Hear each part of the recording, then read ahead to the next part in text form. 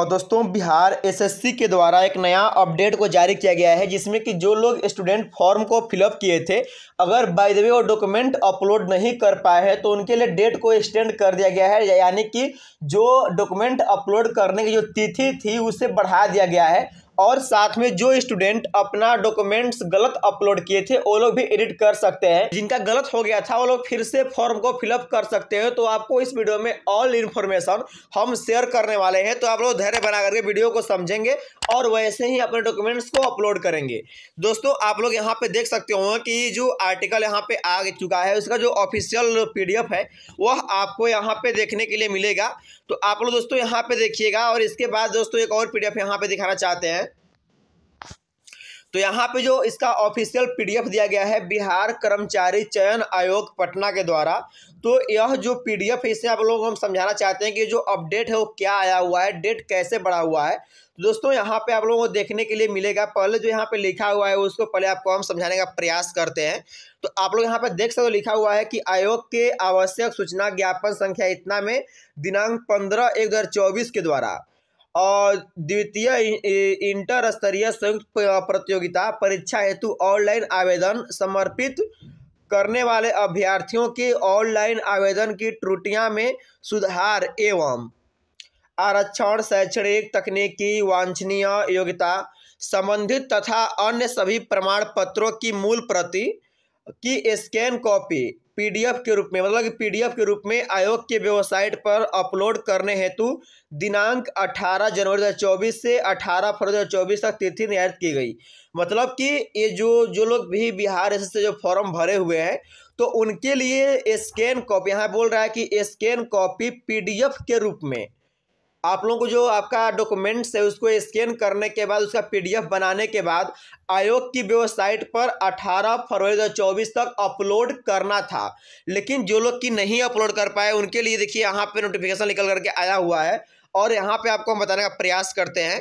तो यहाँ पे लिखा गया है कि कतिपय अभ्यर्थियों द्वारा गलत प्रमाण पत्र अपलोड हो जाने के परिप्रेक्ष्य में आयोग कार्यालय में अभ्यावेदन समर्पित करते हुए प्रमाण पत्र अपलोड करने हेतु एक पुनः अवसर प्रदान किए जाने का अनुरोध किया गया है। मतलब कि बहुत सारे अभ्यर्थी ऐसे हैं जिनका कि गलत डॉक्यूमेंट अपलोड कर दिया गया है, तो उनके द्वारा अभ्यावेदन समर्पित हुआ है आयोग की जो ऑफिस है वहाँ पे। तो वो लोग बोल रहे हैं कि हमें एक बार पुनः अवसर दिया जाए डॉक्यूमेंट को अपलोड करने के लिए।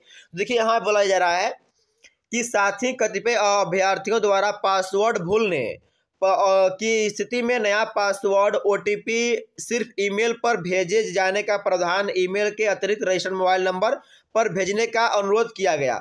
मतलब कि जो आपका ईमेल आईडी पे जैसे आप लोग करते हैं रजिस्ट्रेशन चाहे अपलोड करते हैं तो आपका पासवर्ड और रजिस्ट्रेशन नंबर आपके रजिस्टर्ड ईमेल आईडी पर जाता था।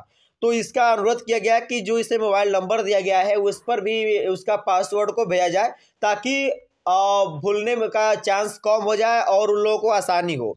बोला गया है कि अभ्यर्थियों के अनुरोध एवं ज्ञापक हित में जो द्वितीय इंटर स्तरीय संयुक्त प्रतियोगिता परीक्षा से संबंधित अभ्यर्थियों का पासवर्ड अभ्यर्थियों के रजिस्टर्ड ईमेल आईडी के अतिरिक्त रजिस्टर्ड मोबाइल नंबर पर भी उपलब्ध करा दिया गया है। अभ्यर्थी उक्त दोनों और जैसे ईमेल आईडी और मोबाइल नंबर में से किसी एक के माध्यम से पासवर्ड भूलने मतलब फॉरगेट पासवर्ड की स्थिति में नया पासवर्ड प्राप्त कर सकते हैं। साथ ही प्रमाण पत्र अपलोड करने का पुनः एक अंतिम अवसर दिया जाता है। मतलब कि जो नया अपडेट आया हुआ है इसमें आप लोग जब फॉरगेट करोगे तो आपके मोबाइल नंबर पर भी आपका पासवर्ड आएगा और ईमेल पर भी आएगा और साथ में एक अंतिम मौका भी दिया गया है डॉक्यूमेंट को अपलोड करने के लिए। और दोस्तों यहाँ बोला जा रहा है पॉइंट नंबर 2 में बोला जा रहा है, यहाँ पे देखिएगा। तो बोला जा रहा है कि अभ्यर्थियों के व्यापक हित को देखते हुए ऑनलाइन आवेदन की त्रुटियों में सुधार एवं प्रमाण पत्रों के अपलोड करने की अंतिम तिथि 18 फरवरी 2024 के स्थान पर 18 मार्च 2024 विस्तारित किया जाता है। अभ्यर्थियों को निर्देश दिया जाता है कि निर्धारित तिथि तक उक्त दोनों कार्य करना सुनिश्चित करें। इसके बाद समय सीमा में विस्तार नहीं किया जाएगा। मतलब कि ये जो लोग भी अपना त्रुटि भरे हुए फॉर्म में सुधार करना है तो वो लोग अपना 18 मार्च 2024 तक अपने फॉर्म का सुधार कर सकते हैं एवं डॉक्यूमेंट्स को अपलोड कर सकते हैं। यह नया अपडेट में निकल करके आया हुआ है।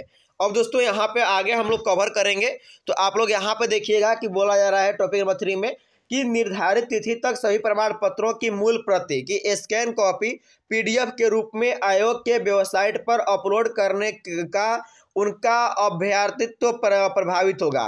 और यहाँ बोला जा रहा है कि अभ्यर्थियों के ऑनलाइन आवेदन की त्रुटियों में सुधार एवं आरक्षण, शैक्षणिक, तकनीकी, वांछनीय योग्यता संबंधित तथा अन्य सभी प्रमाण पत्रों की मूल प्रति की स्कैन कॉपी मतलब PDF के रूप में आयोग के वेबसाइट पर अपलोड करने का प्रावधान को मूल विज्ञापन का हिस्सा समझा जाए तथा अनुसार इसे मूल विज्ञापन की अंतिम कंडिका के रूप में जोड़ा जाता है। और यहाँ पे अभ्यर्थी अवतरण सूचना हेतु आयोग के वेबसाइट पर अवलोकन करते हैं। मतलब कि आपको हम अगर सिंपल भाषा में समझाना चाहें तो इसका जो डेट है वह बढ़ा दिया गया है। मतलब कि पहले 18 फरवरी था, अब यहाँ पे 18 मार्च का जो डेट है वह कर दिया गया है। तो आप लोग 18 मार्च तक आपको समय मिलता है कि अपने डॉक्यूमेंट्स को अपलोड करेंगे और डॉक्यूमेंट्स को अपलोड करने के साथ साथ उसमें किसी प्रकार के सुधार करना है तो आप लोग सुधार भी कर सकते हैं। इसका भी ऑप्शन खोल दिया गया है। अगर आपका डॉक्यूमेंट्स गलत अपलोड हो गया है तो उसे भी आप लोग एडिट करके नया डॉक्यूमेंट्स को अपलोड कर सकते हैं। तो बहुत सारे अभ्यर्थियों का जो डॉक्यूमेंट गलत अपलोड हुआ है, तो जैसे वहाँ पे लिखा हुआ है मैट्रिक का मार्कशीट और मैट्रिक का सर्टिफिकेट। दोस्तों इसको हम बताना चाहते हैं कि जिस बोर्ड के द्वारा अगर मैट्रिक का मार्कशीट मिलता है फिर उसके कुछ ईयर के बाद 1 ईयर तो 2 ईयर्स के बाद जब मैट्रिक का सनद मिलता है तो सर्टिफिकेट हम लोग सनद को ही कहते हैं। तो जा करके स्कूल में पता कीजिएगा, अपने कॉलेज में पता कीजिएगा और वहाँ पे सनद अपलोड कीजिए। जहाँ जहाँ की अगर इंटर का सर्टिफिकेट मांग रहा है वहाँ पर आप लोगों का सनद अपलोड होने वाला है। बहुत सारे अभ्यर्थियों का यही गलत हुआ था कि वहाँ पे वो लोग प्रोविजनल को अपलोड कर दिए थे।